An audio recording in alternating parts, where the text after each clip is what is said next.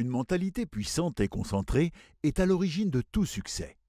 Elle contribue sans doute plus que tout autre facteur à faire de vous un leader dans votre domaine.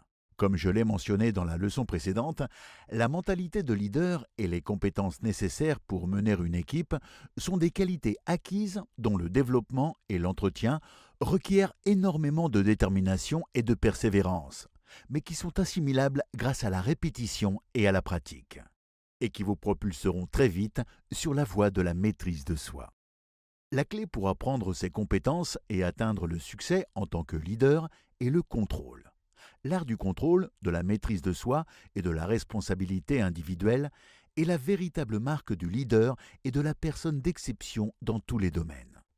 Les psychologues appellent ce qui se passe quand vous êtes capable de gérer ce qui vous arrive locus de contrôle. Selon les spécialistes en psychologie, il existe deux types de locus ou lieux de contrôle. Un individu ayant un locus de contrôle externe se sent peu maître de la situation ou impuissant. Cette personne se sent incapable de façonner sa vie et contrôlée par un patron. Des factures, des problèmes personnels, sa santé, la société et d'autres facteurs. D'un autre côté, un individu ayant un locus de contrôle interne se sent très aux commandes de sa vie et de ce qui lui arrive.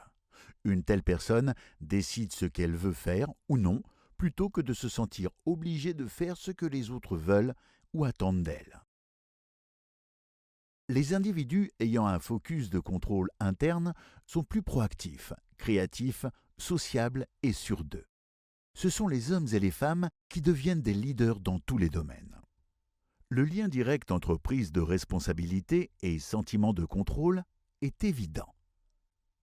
Si vous acceptez les responsabilités dans votre vie, vous éprouvez un plus grand contrôle sur votre vie quotidienne et êtes plus heureux.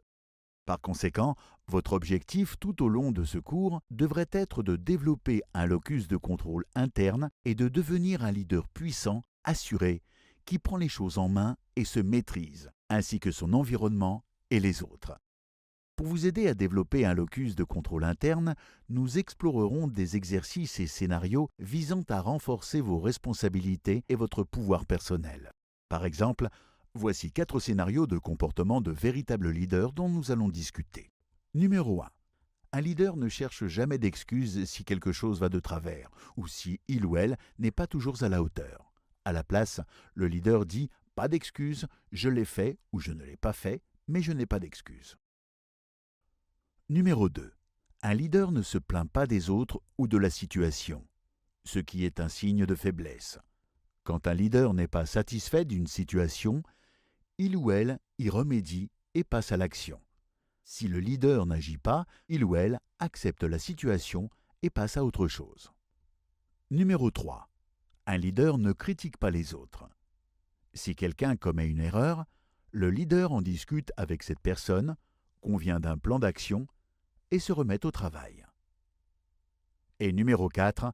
Surtout, un leader ne blâme pas les autres ou les circonstances pour la situation actuelle. À la place, les leaders assument leurs responsabilités et s'activent pour régler le problème. Les mots les plus forts que vous puissiez utiliser pour prendre le contrôle absolu de vos émotions et de la situation sont « je suis responsable ». Dès que vous dites « je suis responsable », vous reprenez les commandes.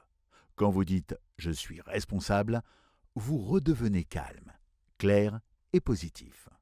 Alors prenez un moment pour dire tout haut « je suis responsable »,« je suis responsable »,« je suis responsable ». Personnellement, je me répète cette phrase tout haut plusieurs fois tous les jours. Tous les jours. Elle m'aide à me rappeler que je suis le seul et unique responsable de mon succès. Et si vous terminez ce cours et prenez le temps de visionner chaque leçon, de pratiquer les exercices que j'ai inclus, vous verrez que vous éprouverez la même chose. Dans cet esprit, j'aimerais vous dire comment tirer le meilleur de ce cours. D'abord, prenez le temps de visionner chaque section et chaque leçon 2 fois ou plus, jusqu'à ce que vous ayez vraiment assimilé l'information de ce cours. Dans chaque section, nous aborderons un aspect critique du leadership, tel que la vision, l'intégrité, la planification stratégique, la gestion de projet, le courage, la communication, le travail d'équipe et enfin l'orientation sur l'action. Prenez le temps de visionner chaque vidéo en faisant des pauses pour absorber l'information pendant la nuit si nécessaire. Dans chaque section se trouve au moins un exercice pour mettre en pratique le concept discuté. Comme je le dis toujours, le véritable apprentissage se fait quand vous pouvez digérer puis appliquer l'information apprise. Chaque exercice propose des scénarios concrets pour mettre en pratique les concepts appris et acquérir des stratégies en les transformant en habitudes de tous les jours. Maintenant, commençons. Si vous me suivez depuis un moment, vous avez sans doute déjà entendu parler de l'importance et du pouvoir de la clarté. Pour ceux qui n'ont jamais entendu ce concept, la clarté peut être décrite dans sa forme la plus basique comme une connaissance et une compréhension très focalisée, généralement en lien avec nos buts et objectifs. Votre capacité à développer une clarté absolue envers qui vous êtes, ce que vous voulez et les objectifs de votre société peut assurer plus que tout autre facteur votre succès et celui de votre société.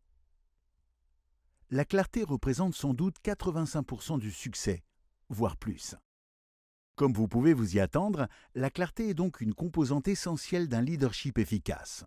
Voici une de mes citations préférées sur la clarté en lien avec le leadership.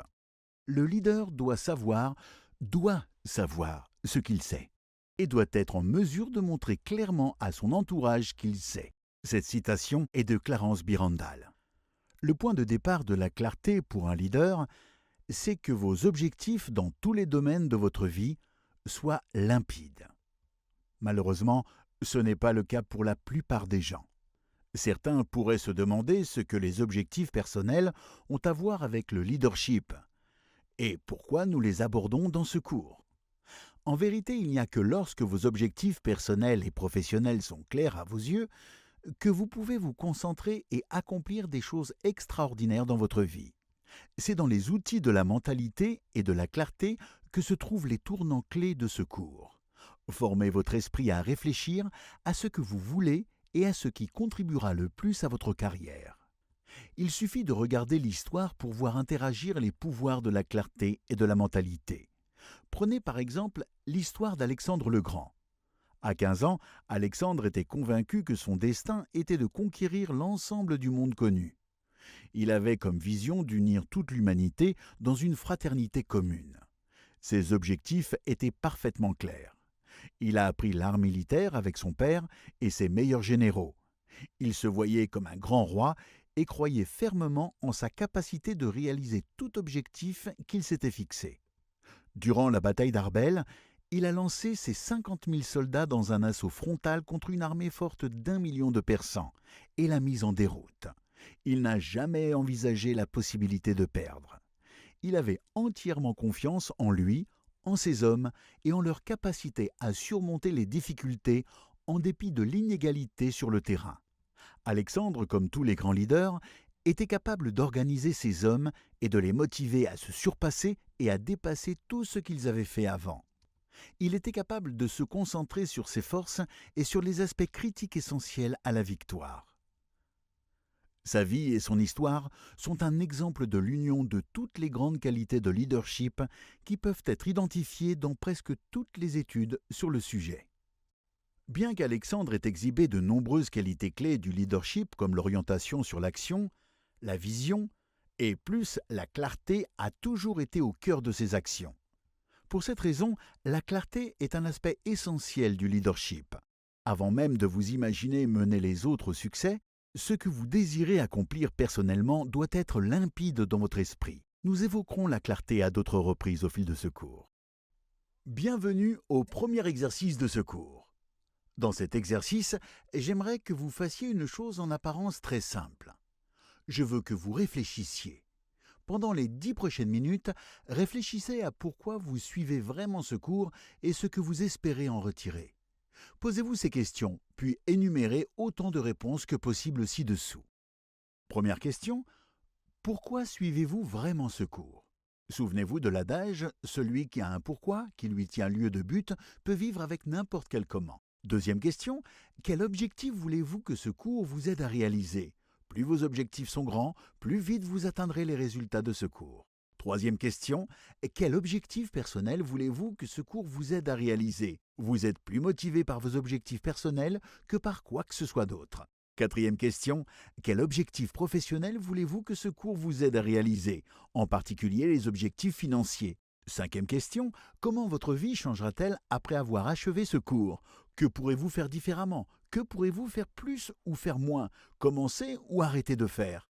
Résumez vos objectifs en vous servant de la déclaration d'action suivante. Écrivez la phrase suivante. D'ici la fin de ce cours, je... Remplissez le blanc. Par exemple, d'ici la fin de ce cours, j'aurai établi ma vision pour mon organisation. Ou d'ici la fin de ce cours, je dirigerai une équipe de 5 personnes qui me font confiance et me respectent. En terminant cet exercice, vous vous mettrez dans un état d'esprit de réussite et d'accomplissement pendant le reste du cours. Conservez toutes vos pensées et réflexions pendant ce cours dans un journal ou un document en ligne. Vous pouvez également télécharger et imprimer les feuilles de travail que j'ai jointes à cette leçon. Tout au long de ce cours, je répondrai périodiquement à des questions sur le leadership qu'on me pose souvent sur les réseaux sociaux et dans la vie. Voici une des questions que j'entends le plus sur le leadership. Et si je ne me vois pas comme un leader? Eh bien, voilà une question merveilleuse, parce que plus vous prétendez être un leader, plus vous le devenez et agissez comme un leader. Autrement dit, si vous acceptez la responsabilité d'obtenir des résultats, que vous faites preuve d'audace et prenez les commandes sans chercher d'excuses, alors vous agissez comme un leader. Comme Peter Drucker l'a dit, le leadership est une action, pas une position. Il n'est pas nécessaire de se voir comme un leader, juste de se comporter comme un leader. Vous devez faire ce que les leaders font, c'est-à-dire accepter les défis, prendre les commandes de la situation et assumer la responsabilité des résultats. Alors, vous devenez automatiquement un leader, pas seulement à vos yeux, mais aux yeux de votre entourage.